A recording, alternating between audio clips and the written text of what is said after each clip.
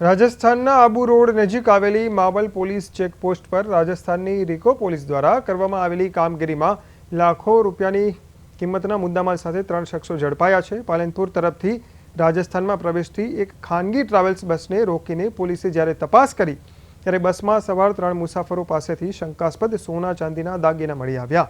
પોલીસે જપ્ત કરેલા આ જથ્થામાં અંદાજે 2.8 કિલો જેટલું સોનું અને 800 ગ્રામ ચાંદીનો સમાવેશ થાય છે, જેની કિંમત ₹4 કરોડ જેટલી આંકવામાં આવી રહી છે।